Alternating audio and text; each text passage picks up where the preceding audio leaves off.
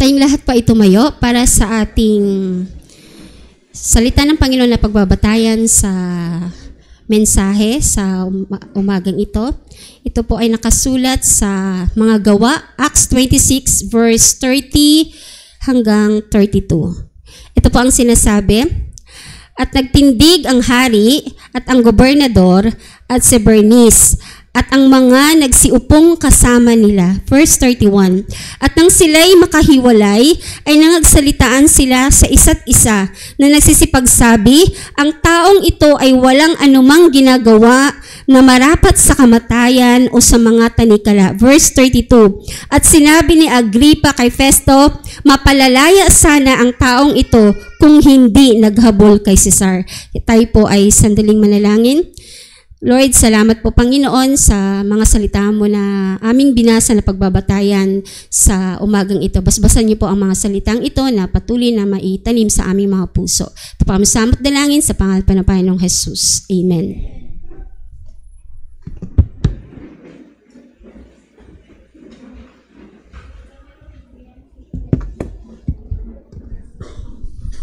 Praise the Lord. God is good. And all the time. Okay, so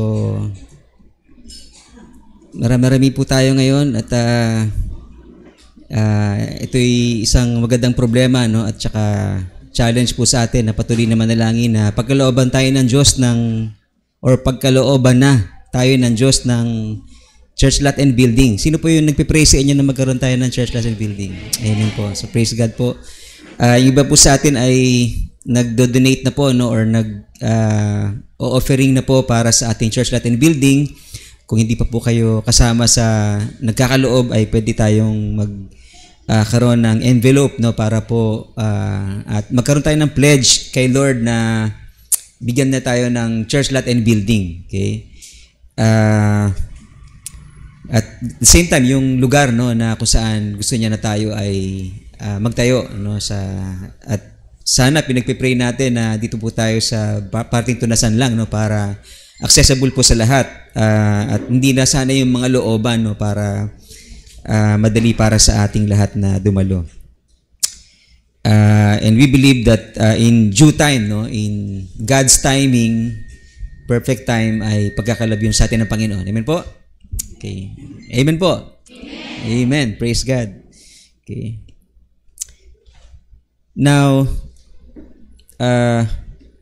kapag hindi po natin tinuruan yung church members na i-discern yung will ng Diyos, okay, or anong Tagalog discern?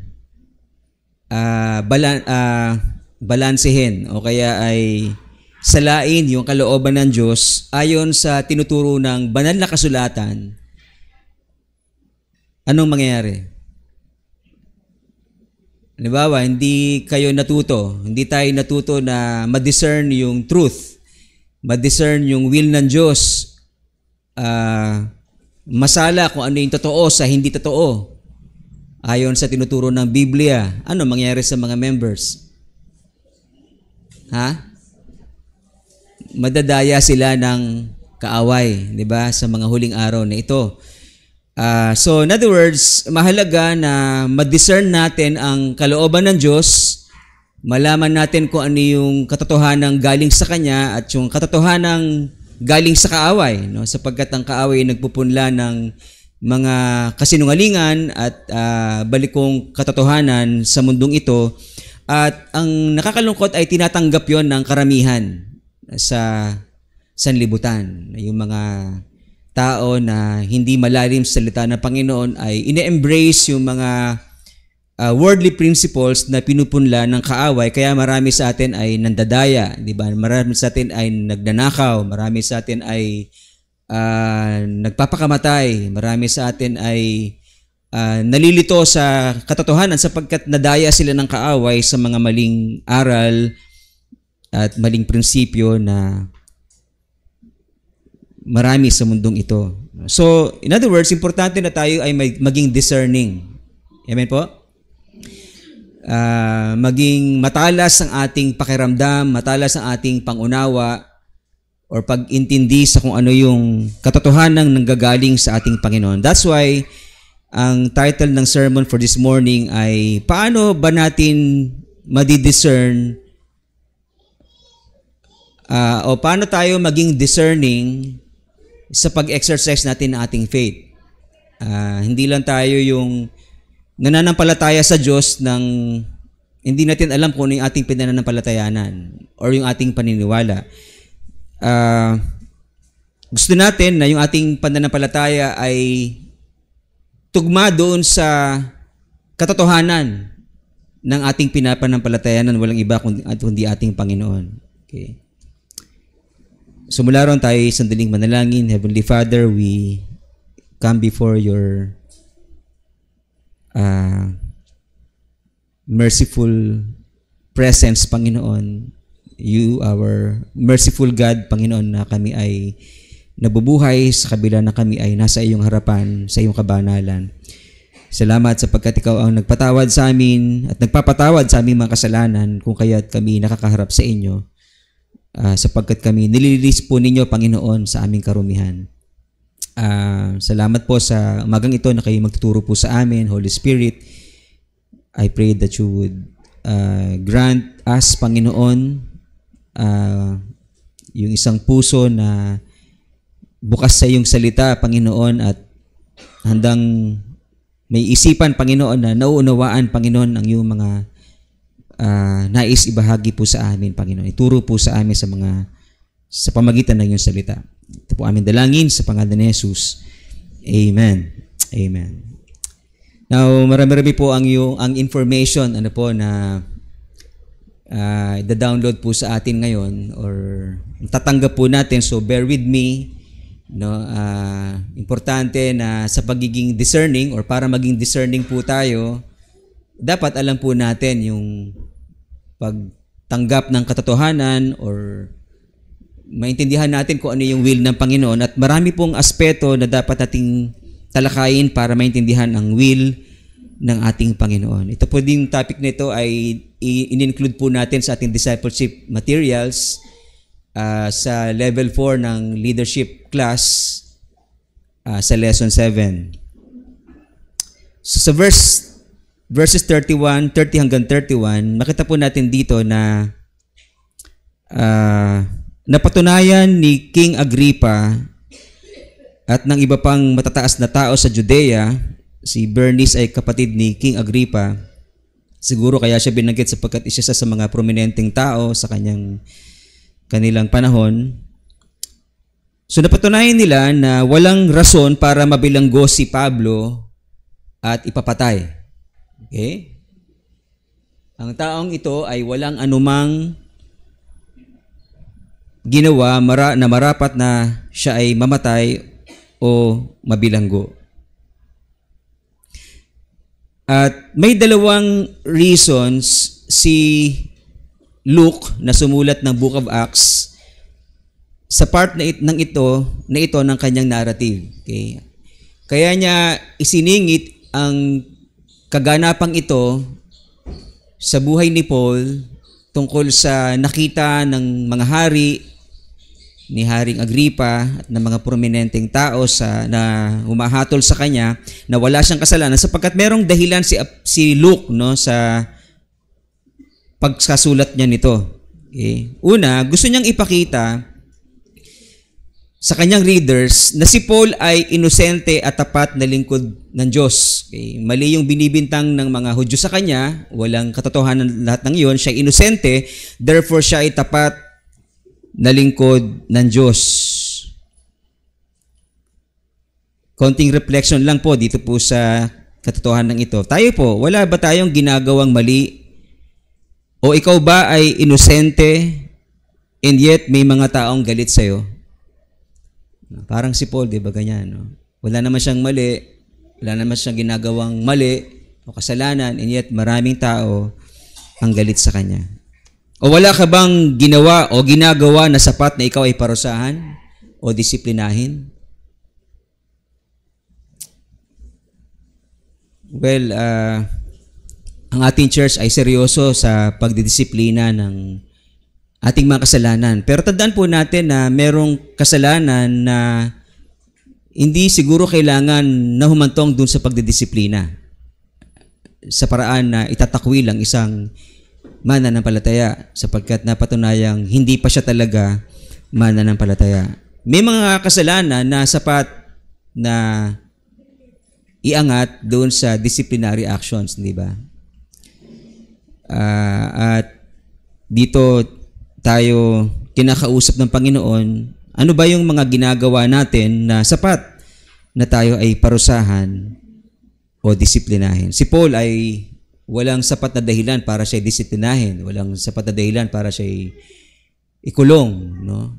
Pero tayo, minsan, di ba, pwede naman siguro na tayo disiplinahin, di ba? Pero minsan ayaw natin. Tumatakas tayo pagka tayo ay didisiplinahin, di ba? Parang gano'n, no? Nangyayari. At siguro pag dumating sa point na nagpa-disiplina tayo, doon natin masasabi na nag-grow na tayo spiritually sapagkat natuto tayo magpakumbaba. Amen po? No? Natutunan natin na at tanggap natin yung kalooban ng Diyos na tayo ay madisiplina sa mali nating ginagawa. Okay. Pangalawa na dahilan ni Dr. Luke sa kanyang pagkasulat ng narrative na ito ay para ipakita sa kanyang readers na si Paul ay totoong apostle ni Jesus Christ. Kasi may nagko-question po kay Paul sa kanyang apostleship. Hindi po tanggap ng iba ang kanyang pagiging apostol. Okay? At yan ay mababasa po natin sa epistles ni Apostle Paul. At hindi tayo katulad ni Paul na apostle ng ating Panginoon. Pero pareho niya tayong Kristiyano na disipulo ng ating Panginoong Jesus. Kung kay Paul, hindi naniniwala sa kanya yung mga believers na siya ay apostle ni Jesus Christ, ikaw, naniniwala ba sa iyo ang ibang tao na ikaw ay totoong Kristiyano? Kaya na pinag-pray yung paghingi natin ng tawad sapagkat may mga times na baka hindi tayo nagiging totoong Kristiyano, di ba? Sapagkat nakikita ng ating mga anak, nakikita ng ibang tao ang mali nating halimbawa na parang isipin nila, Kristiyano ba talaga yung magulang ko? Kristiyano ba talaga yung ikaw na nagsisimba sa isang pamilyang, isang iglesyang Kristiyano?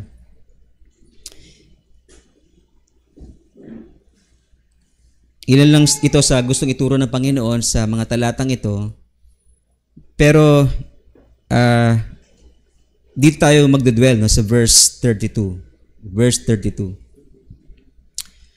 Sinabi ni King Agrippa kay Festo, mapalalaya sana ang taong ito, si Paul, kung hindi naghabol or nag-apila kay Cesar.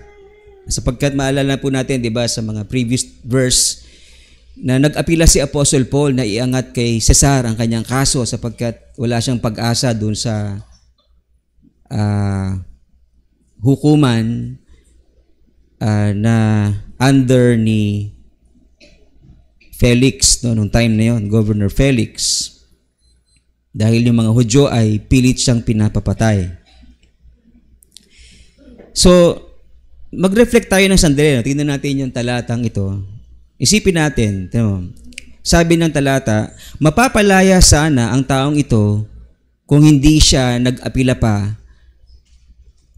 kay Cesar. Hindi niya inangat kay Cesar ang kanyang kaso. Mapapalaya sana siya.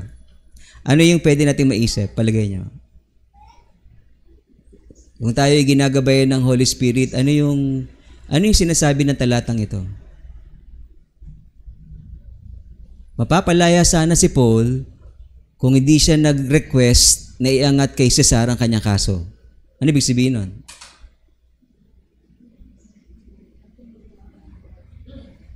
Ikaw, nabawa, ikaw si Paul, nag-request ka pa sa naiangat kay Cesar ang iyong kaso, tapos mamaya-maya sasabihin ni Luke, ang observation nila Agrippa, sana nakalaya na si Paul kung hindi siya nagsalita. At nag-request na iangat kay Cesar ang kanyang kaso. Ano ibig sabihin nun? Mali ba si Paul? Hello? Pero pwedeng isipin, di ba, na nagkamali ba si Paul? Kasi nag-request pa siya na iangat kay Cesar ang kanyang kaso, tapos sana malaya na siya, hindi ba? Yung iba sa atin, gustong-gustong lumaya, di ba? Yung iba naman sa atin, ayaw naman mabilanggo, di ba? So, ano yung sagot? No? Mali ba si Paul dahil iniakyat niya kay Cesar ang kanyang kaso? Dapat sana'y malaya na siya kung hindi niya iniangat kay Cesar, sapagkat siguro itong si Laking Agripa at ang mga matataas na tao ay nag-usap-usap, papalayain sana natin to, no? Magiging malaya na sana siya. Gusto siyang palayain sapagkat wala naman sila makitang mali o kasalanan na sapat siya'y mabilanggo at siya'y ipapatay, di ba? So papalayain ito nila King Agripa si Paul. So mali si Paul. Kasi nag-request pa siya. Ha? Hindi siya nagtiwala, di ba? Pwede nating isipin yung mga ganon, di ba? Pero ano yung sagot? Kung sasabihin natin hindi, no? Hindi siya nagkamali dahil ang plano ng Diyos sa kanya ay makarating ang gospel sa Rome, sapagkat yun ang plano ng Diyos sa kanya na makarating siya sa Rome para ipangaral si Kristo. Pero pwede naman makarating din si Paul sa Rome nang malaya siya, hindi ba? Hindi bilanggo. Tama ba? So pwede bang sabihin na mali ang request ni Paul? Or nakita na kaya ng Diyos kung ano ang magiging request ni Paul? Sapagkat ang Diyos ay all-knowing. Alam niya ang sasabihin natin sa future. Alam niya ang gagawin natin sa future sapagkat siya ay all-knowing. Nakita na ba ng Diyos yung mangyayaring yun na si Paul ay magre-request at ginamit ito ng Diyos para mangyari ang plano niya na may preach ang gospel sa Rome? Susundan ba natin? Okay. Para masugot natin to, i-recall natin kung ano talaga yung plano ng Diyos kay Paul. So, ang plano ng Diyos kay Paul, number 1, tinawag ng Panginoon si Paul para mag-suffer alang-alang sa kanyang pangalan. Okay. So, kung ikaw ay tinawag ni Diyos na mag-suffer alang-alang sa kanyang pangalan, ano maranasan mo? Suffering. Yung pagkakulong, suffering ba yun o hindi? Pag hindi ka nakulong, magsasuffer ka ba o hindi? Hindi, di ba? So, hindi ka tinawag na Diyos para mag-suffer kung gayon. Pero si Paul ay tinawag ng Diyos na mag-suffer, so maranasan niya yung pagkakulong. Ha? Okay. Number 2, tinawag ng Panginoon si Paul para i-preach ang gospel sa Gentiles. Sila King Agrippa ay Gentil, sila Bernice ay Gentil, si Festus, Governor Festus ay Gentil, si Governor Felix na pinalitan ni Festus ay Gentil. So nakarating siya sa mga Gentil nung siya ay nabilanggo at na-preach ang gospel sa kanila. Hello? So ginamit ng Diyos yung kanyang pagkabilanggo para ma-preach ang gospel sa mga Gentil na eksakto sa plano ng Diyos para sa kanya. And number 3, specifically, sa last part ng mission ni Apostle Paul, ang plano ng Panginoon ay i-preach niya ang gospel sa Rome. So dahil nag-request siya na iakyat kay Cesar ang kanyang kaso, makakarating siya sa Rome. Okay? So anong ginawa natin dun sa exercise na yon? Yung nag-reflect tayo sa salita ng Diyos, tapos tinignan natin sa scripture kung ano yung sagot sa ating tanong. Ano yung tawag doon? Ha? Exegesis, ano ba?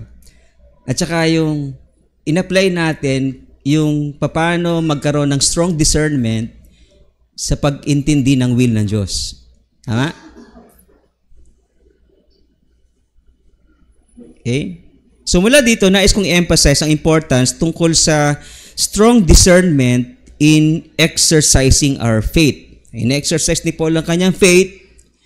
So, sa kanyang pananampalataya, ayon sa pagkatawag ng Diyos sa kanya, siya ay magsasuffer. Okay? Tapos, di ba, nag-prophesy si Agabus, na alala natin sa previous na series ng ating sermon sa Book of Acts, na nag-prophesy si Agabus na ginapos niya yung kanyang sarili ng sinturon, tapos sabi niya, ganito ang mangyari sa may-ari ng sinturon na to. Sino may-ari nun? Si Paul. So, ibig sabihin, nag-prophesy na si Paul ay igagapos, siya ay makukulong, di ba? Kaya ang church nung time na yon, pinipigilan si Apostle Paul na wag nang pumunta ng Jerusalem sapagkat ganun na mangyari sa kanya. Anong ginawa ni Apostle Paul?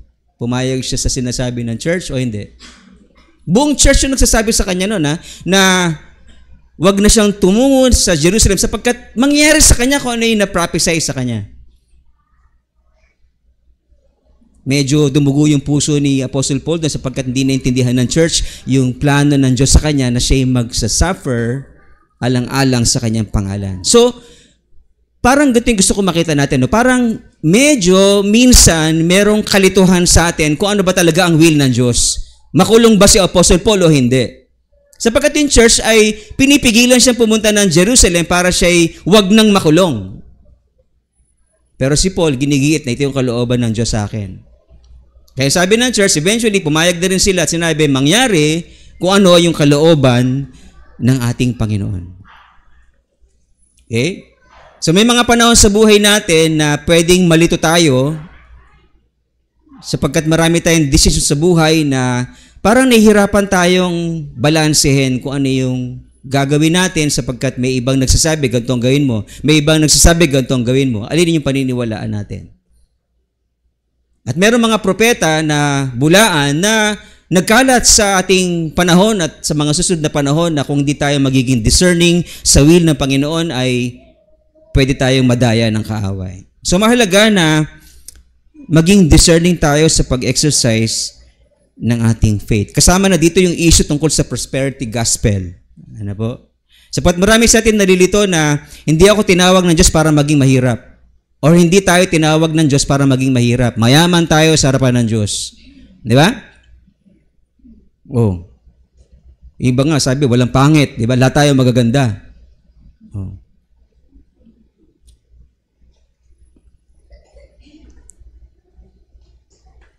Kasama na rin dito yung blind obedience. Di ba? Na sabi nila, basta sumunod ka lang, wag ka na magtanong.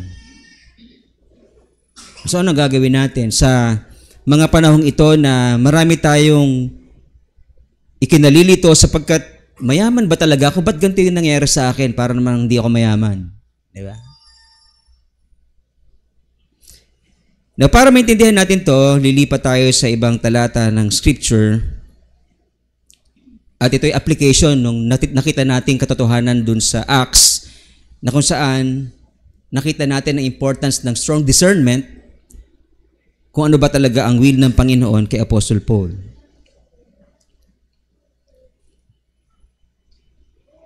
First John chapter 5 verse 14. At ito ang nasa ating pagkatiwala sa Kanya, na kung tayo humingi ng anumang bagay nang ayon sa Kanyang kalooban, ay dinidinig tayo niya. Okay. So iba naputol dun sa kung tayo humingi ng anumang bagay, lahat ng iyon ay pagkakaloob niya. Yun yung prosperity gospel, di ba? Pero yung pag-discern natin sa katotohanan yon ay inuunawa natin yon sa sinasabi o sa totoong sinasabi ng Scripture. Ano ba yung sabi ng Scripture? Kung tayo humingi ng anumang bagay na, what?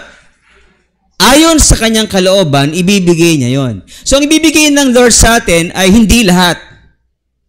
Yun lang mga ayon sa Kanyang kalooban. Right?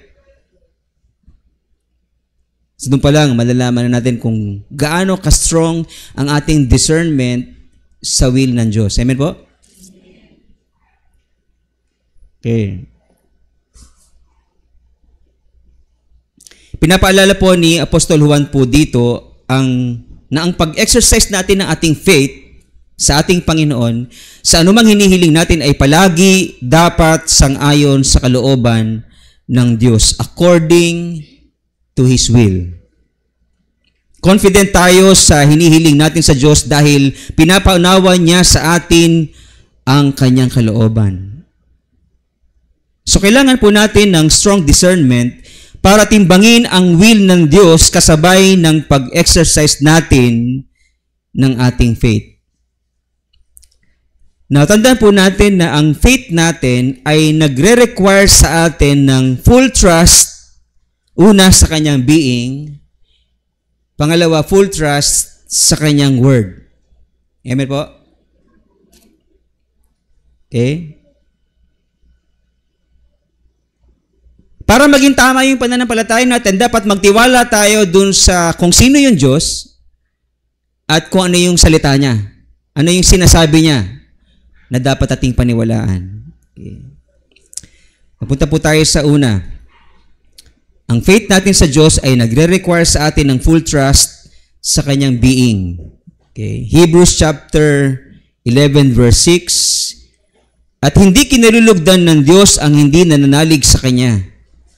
Sapagkat ang sino mang lumalapit sa Diyos ay dapat maniwalang may Diyos at siya ang nagbibigay ng gantimpala sa mga humahanap sa Kanya. Marami naman ang sasabing naniniwala siya sa Diyos, hindi ba? Pero kulang ang pagkakilala nila sa Kanyang being, kung sino ang Diyos. Okay? Sa Hebrews chapter 11 verse 6, itong talata pong ito na ating binasa, ay pinakilala po ng author ang ilan sa nature ng Diyos. Okay? Meron siyang counting nabanggit dito na makikilala natin kung sino yung Diyos. Okay. Sapagkat mahalaga yon para maging tama yung pananampalataya natin or yung pag-exercise natin ng faith dahil kilala natin kung sino yung Diyos na ating pinananampalatayanan. Una, ang Diyos ay may measurement or standard na nire-require sa kanyang subjects. Ano yung measurement na yun or standard na yun? Di ba sa talata binanggit doon, hindi kinalulugdan ng Diyos ang hindi nananalig sa Kanya. So, kapag hindi nananalig yung isang tao sa Diyos, hindi siya pumasa sa standard ng Diyos, tama? Kasi hindi siya nananalig eh. Okay?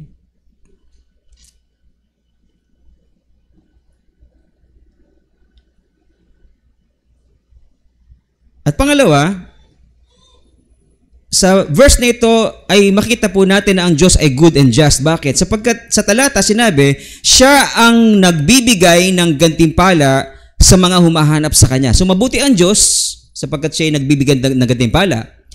Pero matuwid ang Diyos, siya ay just sapagkat yung hindi humahanap sa Kanya ay hindi naman niya bibigyan siyempre ng gantimpala, di ba?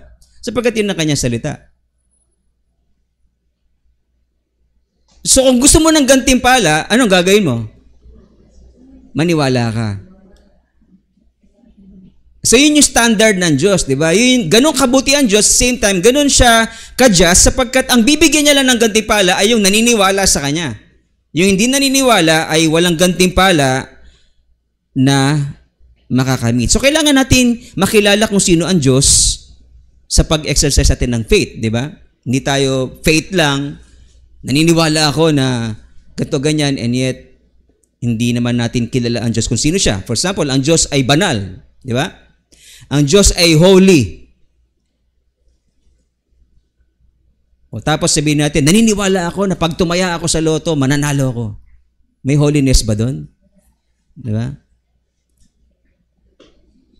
Hindi nire-reflect noon yung holiness ng Diyos, di ba? Ako'y magaling sa basketball. Pag nagpustahan kami, mananalo kami. May holiness ba doon?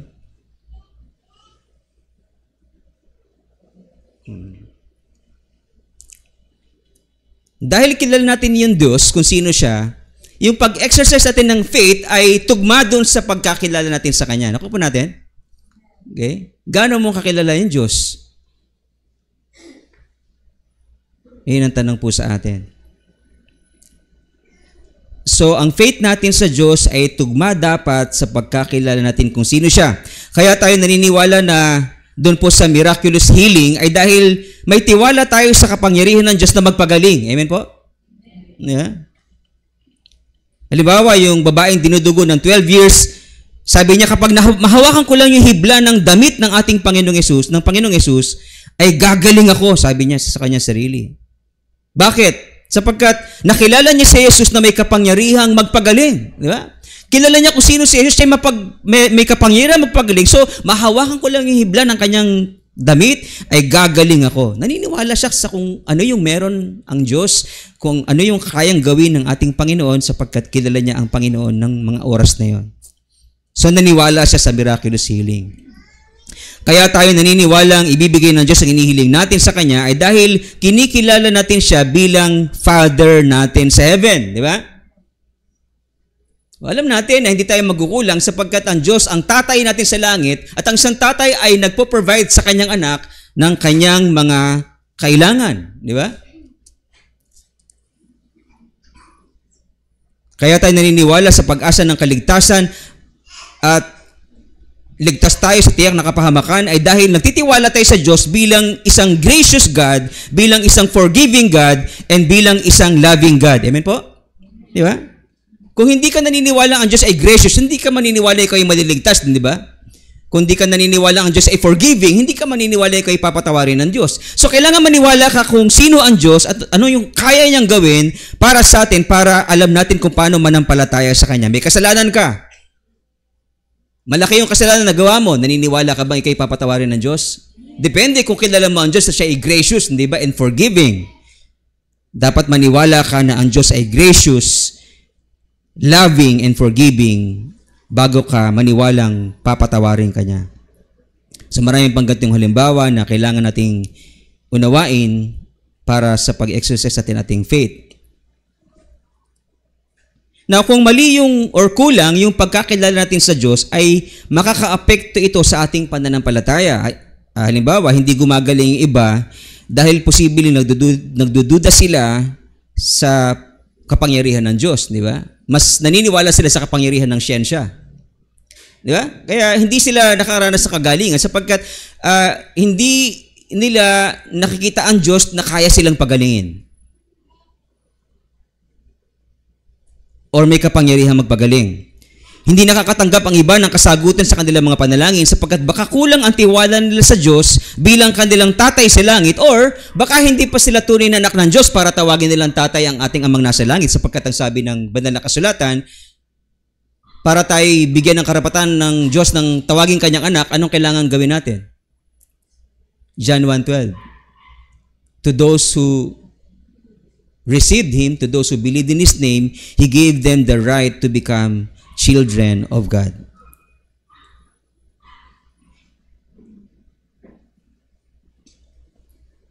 Secondly, ang faith natin sa Diyos ay nagre-require sa atin ng full trust sa Kanyang Word. Doon sa mga sinabi niya, doon sa mga tinuro niya, doon sa mga pinangako niya, dapat tayong magtiwala sa Kanyang salita. Again, sa Hebrews 11:6, siya ay nagbibigay ng gantimpala sa mga humahanap sa Kanya. So, since sinabi niya ito sa Kanyang salita, na nagbibigay siya ng gantimpala sa mga humahanap sa Kanya, pinaniniwalaan natin na ito'y totoo. Amen po? Pag nanampalataya ka, gagantimpalaan ka, hindi ba? Naniniwala tayo sa Kanyang salita na ito'y totoo at mangyayari yun sa atin sapagkat pangyayarihin yun ng Diyos ayon sa Kanyang pangako. Noong nilagyan ni Jesus ng putik ang mata ng bulag, isang bulag, at inutusan na maghugas sa pool of Siloam. Anong ginawa ng bulag na yun? Naniwala ba siya sa salita ng Diyos o hindi? Kung hindi ka maniniwala sa sinabi ng Diyos, hindi mo gagawin yun. Di ba na kayo pupunta sa Siloam? Nung gagawin ko doon? Paano ako gagaling doon? Maghuhugas lang ako, gagaling na ako. Pero dahil naniniwala itong taong ito sa sinabi ng Panginoong Yesus, at kung sino si Jesus sa kanyang buhay, then pumunta siya doon sa pool of Siloam, naghugas na niya kanyang mata, at pagbalik niya, siya ay nakakakita na. Amen po? Okay. For sure, gumaling siya dahil nagtiwala siya sa sinabi ng ating Panginoong Hesus na dapat niyang gawin. At siguradong naging payapa yung puso ng isang makasalanan nung humiling siya sa ating Panginoong Hesus na bigyan siya ng puwang sa kanyang kaharian. Di ba? Sabi nung nandun sa cross, makasalanan yon, magnanakaw, dapat siyang mamatay dahil sa kanyang kasalanan. Sabi niya sa Panginoon, Panginoon, pag nandun ka na sa kaharian mo, pwede po ba alalahanin niyo po ako? Ano sabi ng Panginoon sa kanya? Tandaan mo, ngayon din ay kakasamahin kita sa paraiso. Ikaw ba, kung sinabi ng Panginoon niya, maniniwala ka o hindi? Kung maniniwala ka, ano mararamdaman mo? Kahit mamamatay ka na, meron kang kapayapaan sa iyong puso. Sapagkat naniniwala ka doon sa sinabi ng Panginoon na kahit ikaw ay makasalanan, kakasamahin ka ng Panginoon sa paraiso dahil sa iyong pananampalataya sa Kanya na siya ay hari na may kaharian sa kalangitan. Amen po?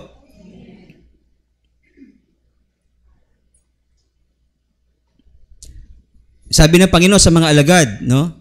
Sa John chapter 14, 1 and 2. Believe in God, believe also in me. In my Father's house are many mansions. Okay? Tinitiyak ng Panginoong Hesus sa mga alagad na kausap niya na dahil sila'y sumasampalataya sa Kanya, ako'y paparoon sa langit at ipaghahanda ko kayo ng matitirhan. Kung ikaw yung alagad na naandun, maniniwala ka sa Panginoon, hindi? Ha? Maniniwala ka sinabi ng Panginoon, hindi?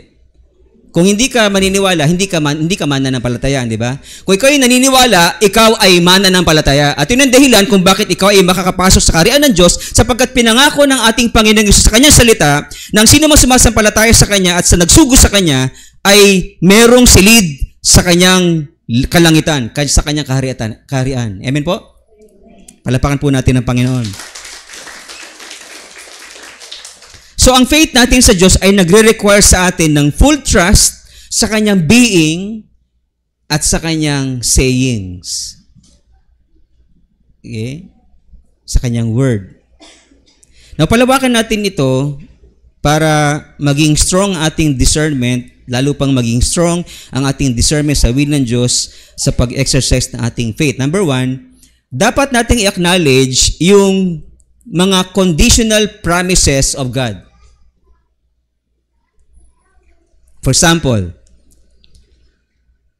kung ipapahayag natin ang ating mga kasalanan, ay tapat at banal siya na tayo papatawarin sa ating mga kasalanan at tayo lilinisin sa lahat ng ating kalikuan. Ngayon, ano yung condition bago ka mapatawad? Ipahayag mo, kung ipapahayag mo ang iyong mga kasalanan. Hindi sinabi dyan na kung ikaw ay magpapakabait, kung ikaw ay gagawa na mabuti, mapapatawad kita. Hindi, di ba? Kung ipapahagi mo yung mga kasalanan, tapat at banal ang Diyos na papatawarin ka sa lahat ng iyong mga kasalanan at lilinisin sa lahat ng iyong kalikuan. So dapat tayong maniwala sa Kanyang salita at sa kondisyon na Kanyang ibinibigay, pag ginawa natin yung kondisyon, tutuparin niya ang Kanyang pangako. Alright? Ito ba? Romans 10:9. Sapagkat kung ipapahayag mo ng iyong bibig na si Jesus ang Panginoon at sasampalataya ka sa Kanya na sa iyong puso na siya binuhay ng maguli ng Diyos sa mga patay, ay maliligtas ka. So anong kondisyon para maligtas ka? Gumawa ka ng mabuti? Sumunod ka sa batas ng Diyos para maligtas? Anong gagawin natin? Ayon sa salita ng Diyos. Anong kondisyon? Para maligtas ka? Ipahayag mo na yung bibig na si Jesus ang Panginoon at mananampalataya ka ng buong puso na siya'y nag-resurrect. Okay? Binuhay na maguli ng Diyos. Matthew 7:7. Humingi kayo at kayo bibigyan. Humanap kayo at kayo makakasumpong. Kumatok kayo at kayo pagbubuksan. So ano yung kondisyon para ikaw ibigyan? Humingi. Yung iba sa atin, hindi humihingi, gustong bigyan. Hindi, alam niya na yun. Parang ginagawa tayong mga hula, una, tapos ayaw niya sundin ang kalooban ng Diyos na siya humingi. Kasi pag humingi ka, ano mangyayari sa'yo? Pag humingi ka, ano yung feeling mo pagka humihingi ka? Parang nakakahiya, di ba? Parang kang mahirap. Ayaw mong makitang mahirap ka. Anong tawag doon? Pride. Kaya yung mga prideful, opposed ang Diyos sa kanila. Di ba? Hindi bibigyan yon kasi prideful sila. Hindi sila marunong pakumbaba para humingi at sila ibigyan. So may kondisyon ang pagbubukas ng pinto. Kailangan natin kumatok. Di ba? And so on. Ito pa. Ipagtapat ninyo sa inyong kapwa ang inyong mga kasalanan at ipanalangin ng isa't isa upang kayo'y gumaling. So, paano raw tayo gagaling? Anong kondisyon? Pagtapat ang kasalanan. Ginagawa natin yun, hindi. Takot tayo, di ba, na ipagtapat yung ating mga kasalanan. Kasi baka malaman na tayo makasalanan. Malaman yung ating mali. Sinisikreto nga natin yun, ba't natin papaalam? Kaya hindi tayo gumagaling. Hello? Nagiging discerning na ba tayo? Okay? Ano pa gagawin mo para gumaling ka? Ipanalangin ng isa't isa. Magkumpisal kayo sa bawat isa ng inyong kasalanan, tapos ipag-pray ninyo na patawarin tayo ng Diyos. Di ba? At tsaka ka humili ng kahit ano na pagkakalob sa iyo ng Diyos dahil ikaw ay humble before God. So marami pang ganitong halimbawa na mga kondisyon ng Diyos para tayo ay pagpalain. Next, sa pag-exercise natin ating faith, dapat nating i-acknowledge ang sovereignty ng Diyos. Ano yung sovereignty ng Diyos? Ano yung Tagalog nun? Sovereignty ng Diyos. Ibig sabihin, kung desisyon ng pag-uusapan, pag sinabing ang Diyos ang sovereign, siya ang masusunod. Siya yung magde-decide, hindi tayo. Okay? Ganun ang sovereignty ng Diyos. Although pwede tayong humiling sa Diyos ng kahit ano, ay hindi pa din tayo ang masusunod kung di siya. Sa kanyang sovereignty ay pwede niyang i-allow na tayo ay hindi paboran at the moment. Di ba? Ano man mangyari, meron siyang mabuting layunin na maaring hindi pa natin alam sa simula. Example, si Job. Di ba? Hindi pa alam ni Job sa simula kung ano yung plano ng Diyos. Wala siyang idea kung bakit nawala yung kanyang mga ari-arian. Di ba? Namatay yung kanyang mga anak. Nagkaroon siya ng sakit sa balat. Wala siyang idea kung ano yung plano ng Diyos. So siya yung lito, di ba? Pero inalaw ng Diyos na mangyari sa kanya yun. Bakit? Tayo at least alam natin kung bakit, di ba? Sapagkat nag-usap ang Diyos at si Satanas, di ba? Sabi ni Satanas sa kanya, kaya lang naman pinagpala yan si Job dahil hindi mo siya pinababayaan o kaya ay hindi mo inaalis sa kanya yung iyong hedge of protection. Okay? Alisin mo yung protection na yun, tingnan mo mangyayari sa kanya. Ano ibig sabihin nun? Sinusubukan ng Diyos kung gaano katatag ang pananampalataya ni Job. Di ba? So yun yung purpose. Pero si Job, unaware dun sa purpose na yun. Di ba? At siya ay may sakit nung time na yon. Nawala ng ari-arian, namatay ang mga anak, natira yung asawa niya na pinipilit siyang sumpain na yung Diyos. No? At may sakit sa balat. So kung ikaw yung may sakit sa balat, ano may isip mo? Kung lahat ng yun nangyari sa iyong buhay, ano may isip mo sa Diyos? Mahal ba ako ng Diyos? Yeah. Wala naman akong kasalanan ginawa na sapat na ako'y parusahan ng ganito. So, hindi nakikita ni Job na makatwiran ang nangyayari sa kanya. And yet, siya ay nakakaranas ng ganon because of God's sovereignty. Gusto ng Diyos na gawin ang kahit anong gusto niyang gawin, pero may mabuti siyang plano. Okay. Hanggat hindi natatapos yung mabuting plano na yon, o hindi natatapos yung testing period na yon, ano mararanasan ni Job? Paghihirap. Di ba? Pag ikaw ay nasa ganong kalalagayan ni Job, pwede ka bang humiling na, Panginoon, pagalingin niyo po ako in Jesus' name. In Jesus' name, I declare healing upon my sick body right now. Ganon. Pwede ba yun? Na parang pinangungunahan mo ang Diyos kung kailan niya gustong tapusin yung testing sa'yo. Di ba?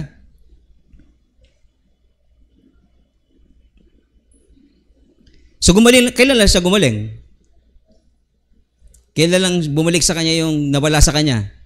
Nung tapos na maintindihan niya kung ano yung plano ng Diyos, di ba? Nagkaroon sila ng discussion ng Panginoon, paniliwanag sa kanya ang complexity ng buhay, naintindihan niya yung buhay. Na ang buhay pala ay talagang ganon. Merong mga pagsubok sa buhay. Okay. Nung maintindihan niya yan, tsaka siya gumaling.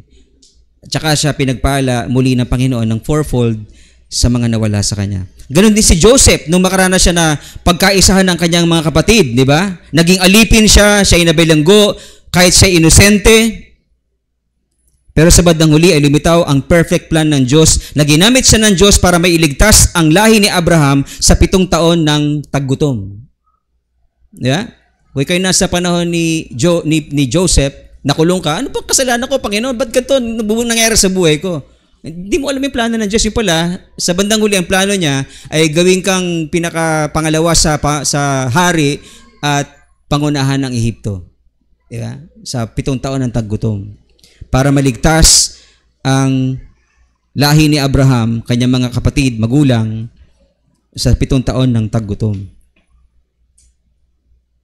Okay? So, yung sovereignty ng Diyos, di ba, nandun na may gusto siyang mangyari sa buhay natin, di natin maintindihan sa simula, pero sa bandang huli, meron siyang magandang plano na eventually maintindihan po natin. So, ang faith natin, na kailangan po natin dito sa gantong mga unfair na sitwasyon, kung ipaparanas to ng Diyos sa atin, ay yung full trust sa kanyang magandang plano. Okay? Dito pwede magkaroon ng sense yung sinasabi ni Apostle Paul sa Romans 8:28, alam nating sa lahat ng bagay, ang Diyos ay gumagawa kasama ng mga nagmamahal sa Kanya, ang mga tinawag ayon sa Kanyang panukala sa kanilang ikabubuti. So ano man nangyari sa buhay mo, magtiwala ka lang sa Diyos sapagkat sa bandang huli, meron niyang mabuting plano na gagawin ng Diyos sa buhay mo at sa buhay ng iglesia. Next, sa pag-exercise natin ating faith, dapat natin acknowledge ang discipline ng Diyos. Okay? Nangako ang Diyos sa Israel ng prosperity o shalom sa Jeremiah 29:11, di ba? For I know the plans I have for you, Israel, plans to prosper you and not to harm you. Pagka tinignan mo yung word na prosper, na doon kinukuha na iba yung prosperity gospel, kasi ang plano ng Diyos ay prosperity, di ba? Ang original word nun sa Hebrew ay shalom. Ano ibig sabihin ng shalom? Peace, di ba? So, ang plano ng Diyos ganito sa Israel. I know the plans I have for you. Plans to give you peace and hope. Di ba? And a future. Wala yung salitang prosperity. Translation na po yung prosperity. Although, sa shalom na yon ay pwedeng may prosperity kung loloobin yan, di ba? At meron mga factors na kailangan natin gawin para tayo pagpalain materially. So, pero nung sinabi ng Panginoon to na alam ko ang plano ko sa inyo, plano na kayo ay magkaroon ng kapayapaan, shalom, na? Hindi harm, kundi hope and future. Okay? Nung sinabi niya to, captive sila ng Babylon. Ilang taon pa bago sila makalaya? 70 years pa bago sila palalayain ng Diyos. Bakit? Bakit sila naging captive? Kasi dinidisiplina sila ng Diyos. Bakit sila dinidisiplina? Sapagkat dumating sa punto na binrake nila ang covenant ng Diyos. Ang covenant nila, ako lang ang magiging Diyos nyo. Wala kayong ibang sasabihin kundi ako lang. Yung Assyria, yung mga Hudyo sa northern part ang nagsimulang sumamba sa Diyos-Diyosan. Sumunod na itong nasa southern part ng mga Hudyo. So, pareho silang natalo sa gera, pareho silang naging captive ng ibang nations, ng hentil, sapagkat binrake nila ang covenant ng Diyos, dinisiplina sila ng Panginoon. Habang dinidisiplina sila, sabi ng Diyos, huwag kayong mag-alala. Okay? Meron akong plano sa inyo. Plano ng kapayapaan, shalom, at hindi ng harm, kundi ng hope and future. Pero 70 years pa yon. Sabi ng mga false prophet na naandun, hindi 70 years yan. Konting panahon lang yan. Magtiis lang tayo na konting panahon, makakalaya na tayo. Nakinig yung iba sa false prophet. At hindi nila pinakinggan si Nehemiah na siya nag-prophesy noon na 70 years ng disiplina ng Diyos. Mas pinaburan nila yung false prophet. Kulang sila sa discernment, no? Na hindi nila naintindihan na 70 years tayong didisiplinahin ng Panginoon. May time frame pala ang Diyos sa discipline, no? Tagal, 70 years.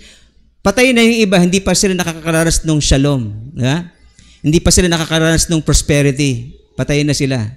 Kasi 70 years pa, kung ikaw ay 60 years old na yon, 70 years pa, ilang taon ka na nun? 60 plus 70, ilan na yun? Buhay ka pa ba nun? Diba? So, hindi mo naranasan yung promise, di ba?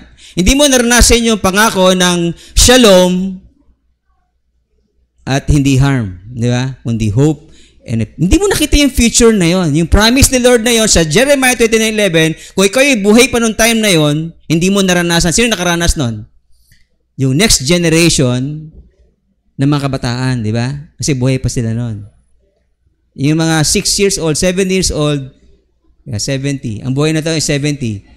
Yung 10 hanggang 18, di ba kumalaki? 10 years old, buhay pa. Di ba? Naranasan yung pangakong yun.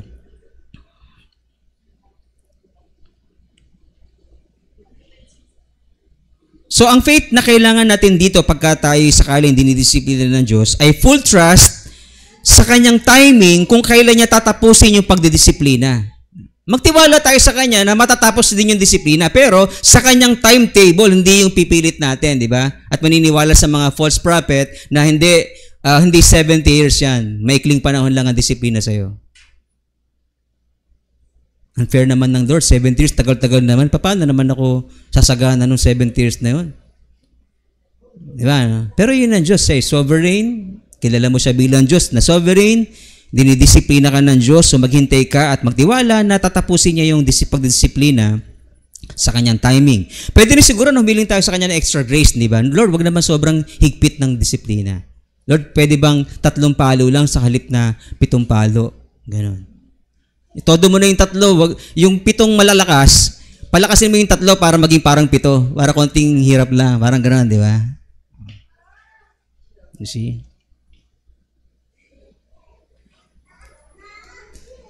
Tingnan yung sabi sa Hebrews chapter 12 verse 6-7, kung sasabihin natin na sa Old Testament yon, ang Diyos ay nagdidisiplina. Pero sa New Testament, ito po yung sabi, sapagkat pinarurusahan ng Panginoon ang kanyang iniibig at tinahampas ang bawat tinatanggap na anak. Sa English yan, ang English term yan ay discipline. Sa Tagalog, sobrang brutal, no? Hinahampas. No? Pinaparusahan. The Lord disciplines those whom He loves.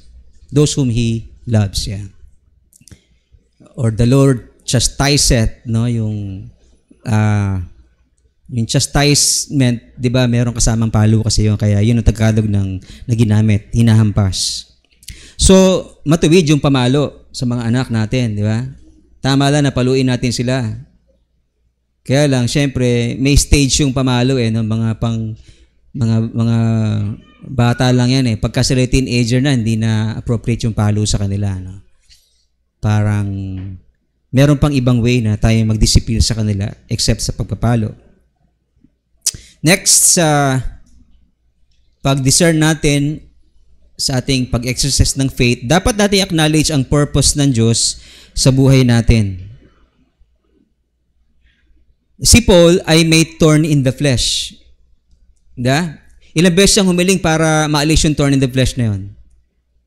3. Tinugon siya ng Diyos o hindi? Hindi. Okay?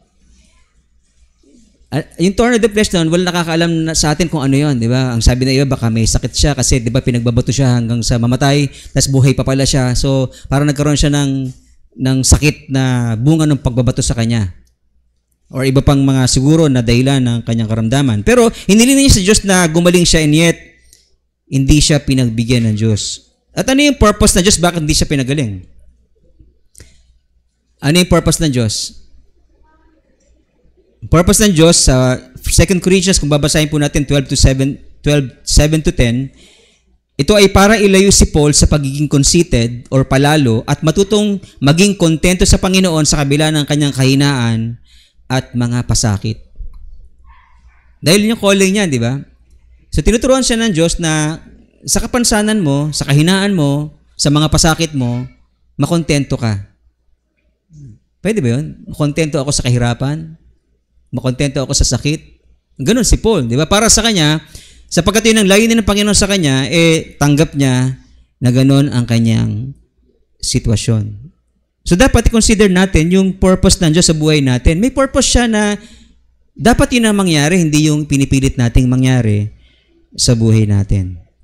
Next, sa pag-exercise nating faith, dapat natin acknowledge ang calling ng Diyos. Si Paul ay tinawag ng Panginoon para mag-suffer alang-alang sa kanyang pangalan.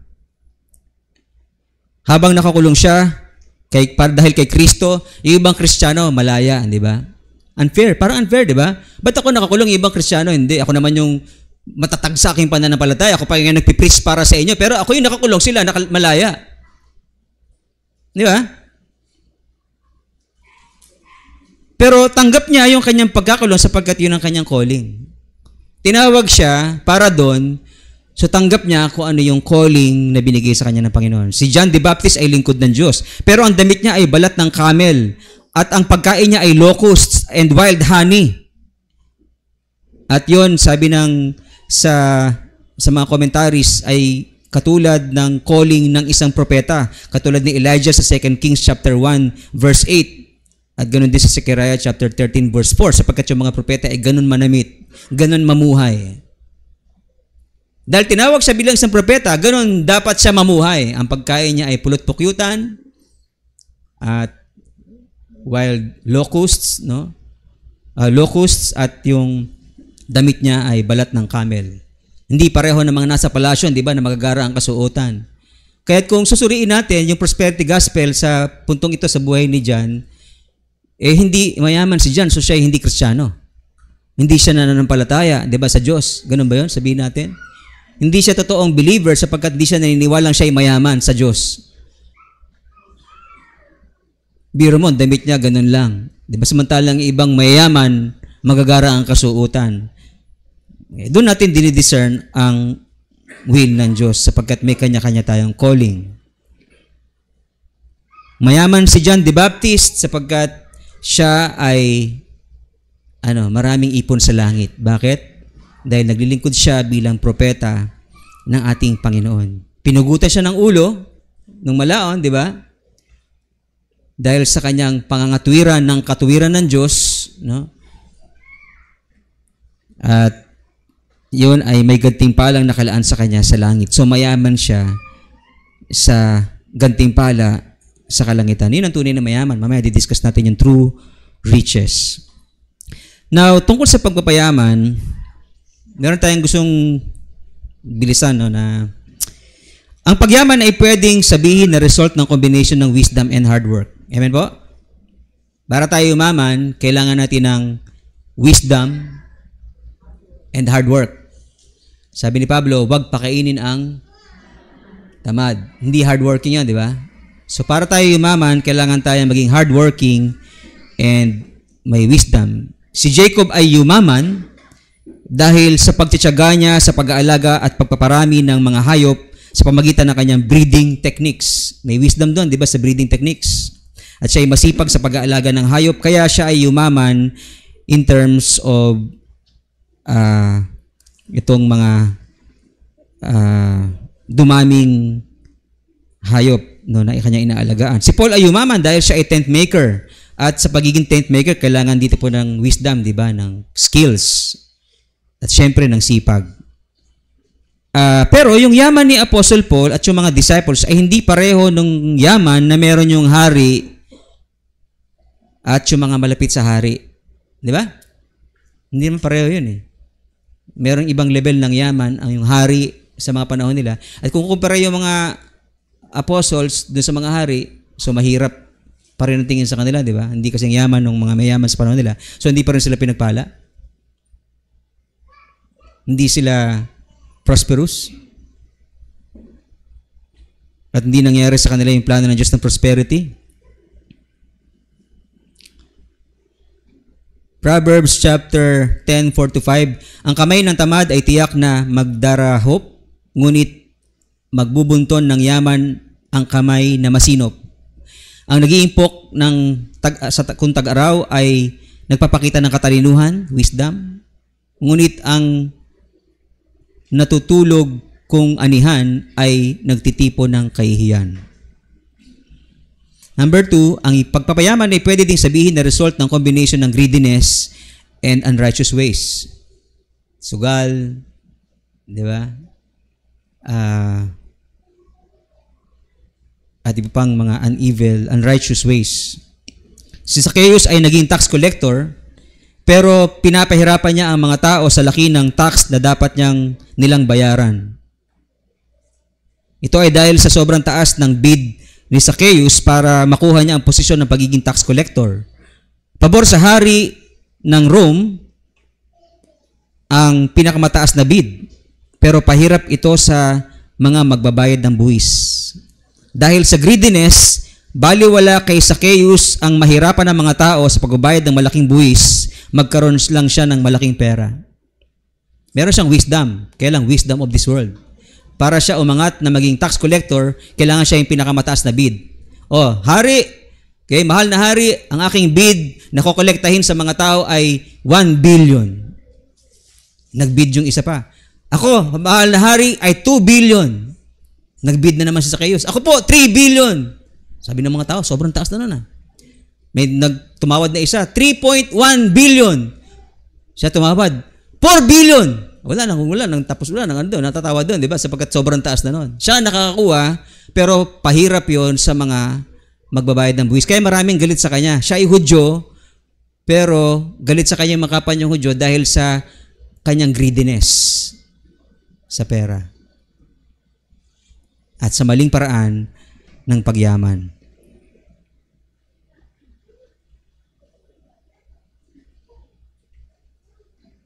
Pangatlo, buti nila nagsisi na si si Zacchaeus. Dahil nakausap niya ang Panginoon, siya ay nagbalik loob sa kanya at binalik sa mga tao ang mga nadaya niya. Number 3, ang Diyos ay may warning sa pagkapayaman at nais ipagkaloob sa atin ang true riches na ito.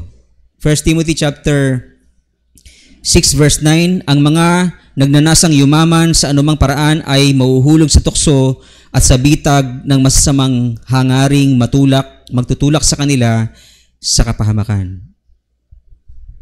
Okay? May desire ka bang yumaman? Mag-ingat ka sapagkat baka ito ang magpalayo sa iyo sa Panginoon. Okay? Kaya sabi sa Proverbs chapter 30 verse 7 to 9, Diyos ko, sabi, mahihilingin akong 2 bagay bago ako mamatay. Huwag akong bayaang maging sinungaling. Huwag mo akong payamanin o paghirapin sapagkat sapat na pagkain lamang ang ibigay mo sa akin. Baka kung managana ako ay masabi kong hindi na kita kailangan. Baka naman kung maghirap ako, ako'y matutong magnakaw at sa gayoy malapastangan kita. So sapat na yung Lord. Huwag mo naman akong payamanin ng sobra, pero huwag mo naman akong pahirapin ng sobra. Sapat lang. Para si Brother Toti. Toti. Now, may sinabi si Jesus tungkol sa true riches na nais niyang pagkaloob sa atin. Luke 16:11.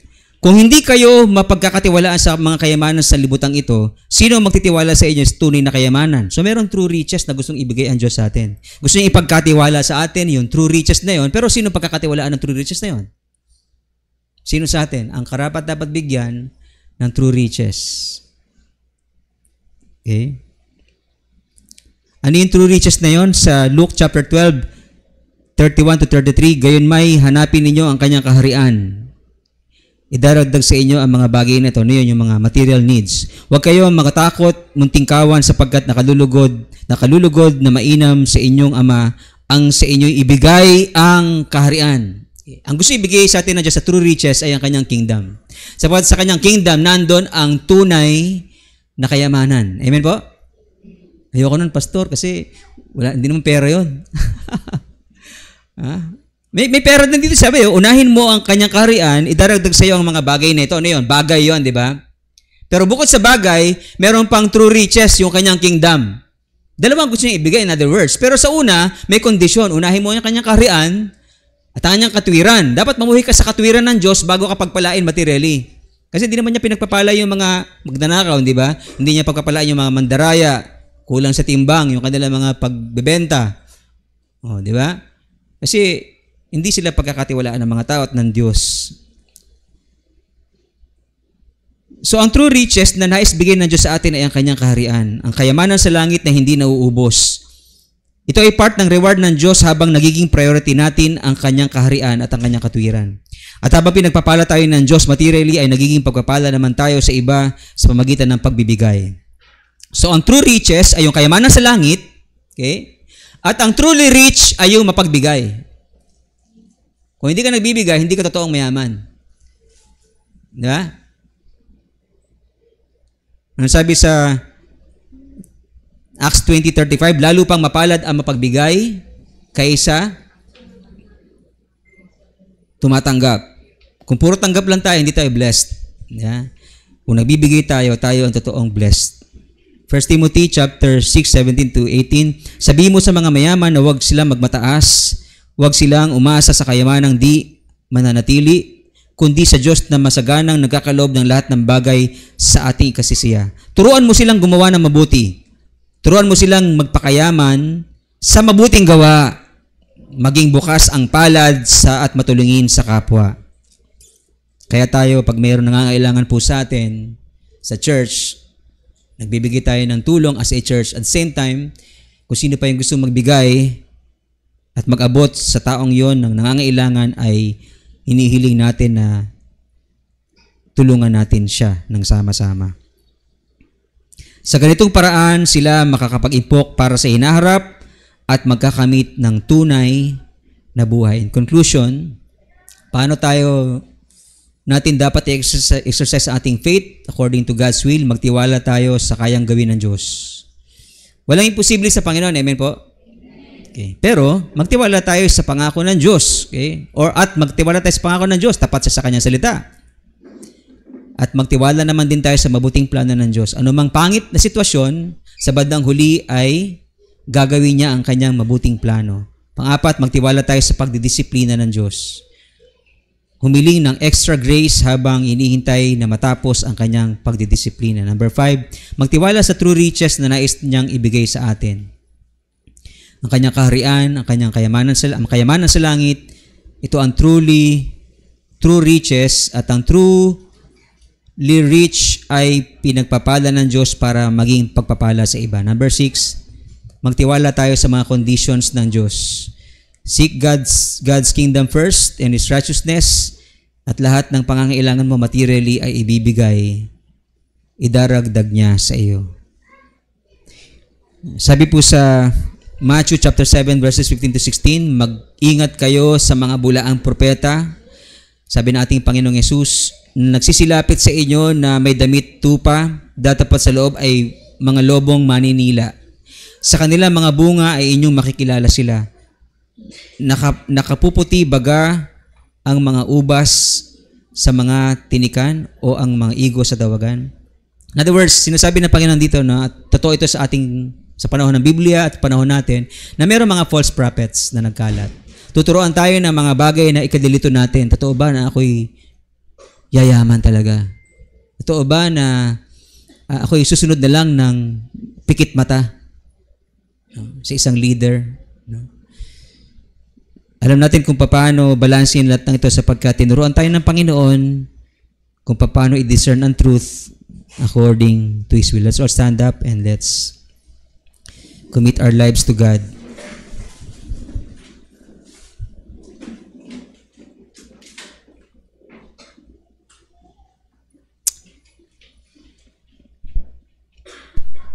Salamat sa Panginoon sapagkat tinuruan niya tayo na kung paano natin i-exercise ang ating faith in a way na naintindihan natin ang will ng Diyos.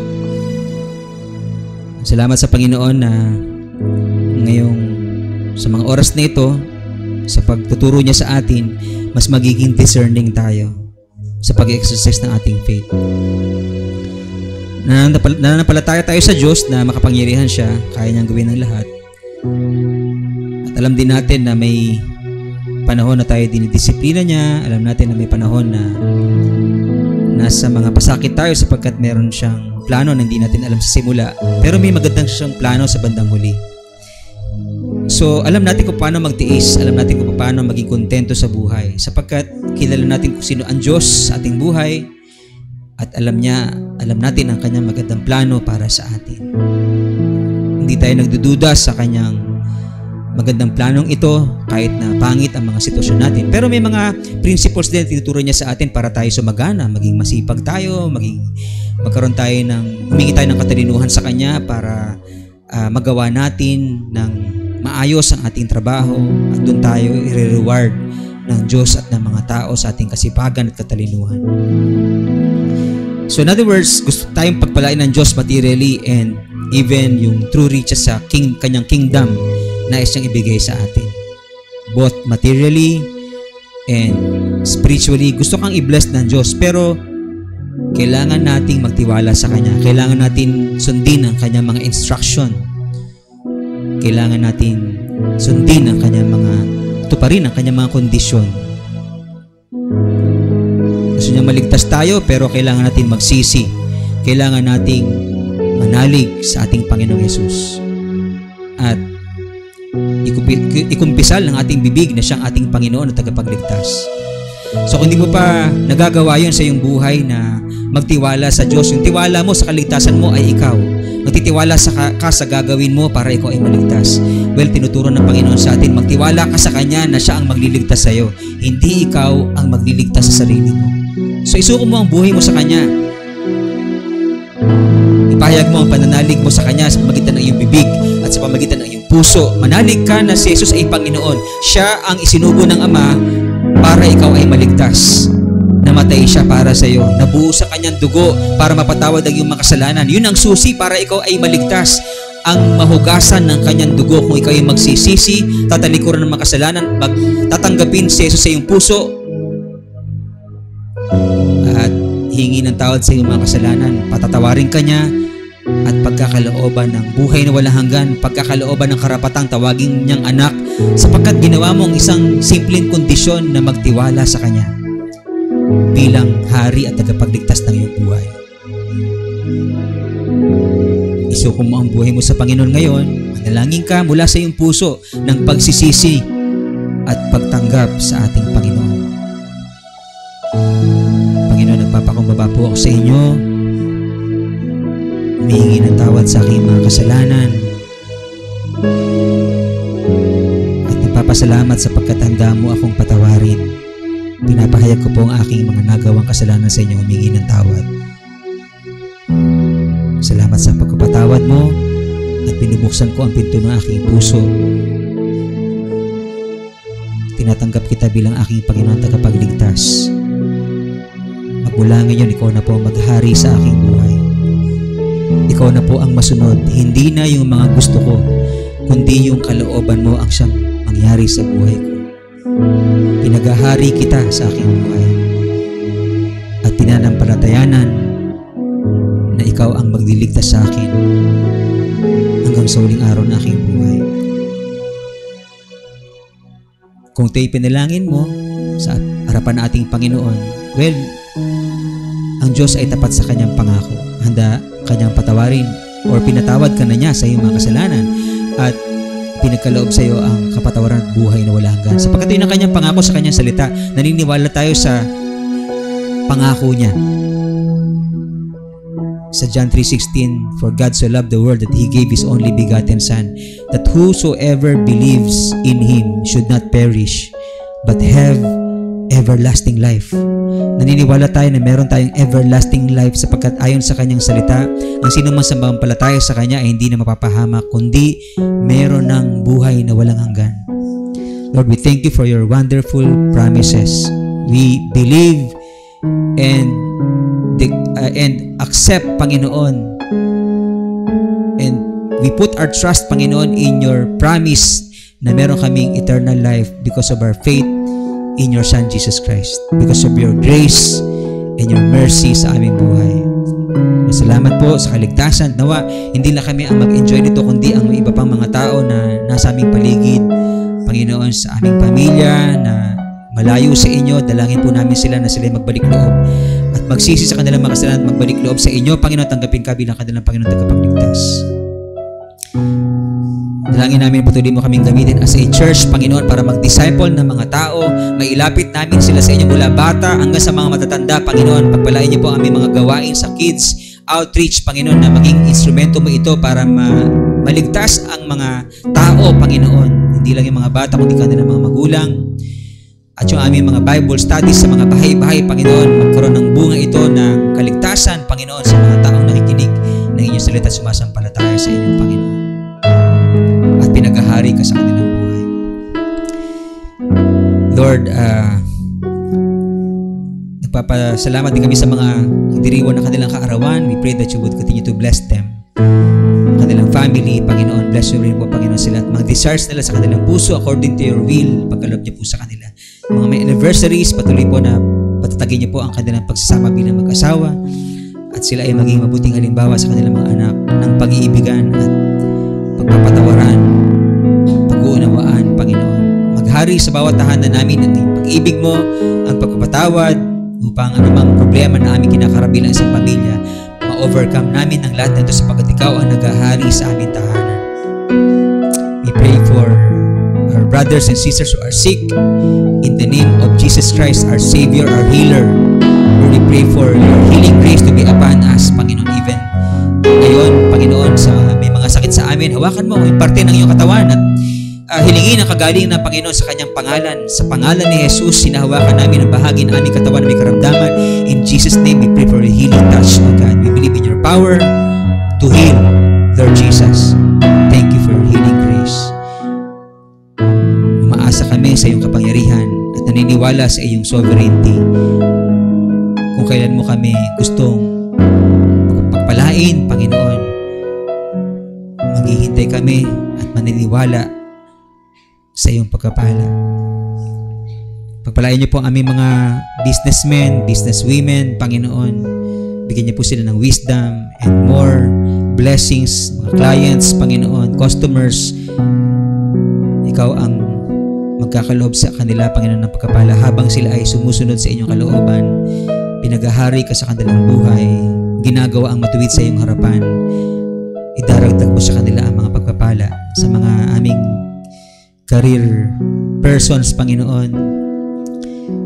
Lord, we pray for promotions, hindi lang sa posisyon, kundi sa kanilang tinatanggap, Panginoon. At tulungan mo bawat isa amin na maging masipag, Panginoon, at gawin ang aming parte, Panginoon, sa aming promotion.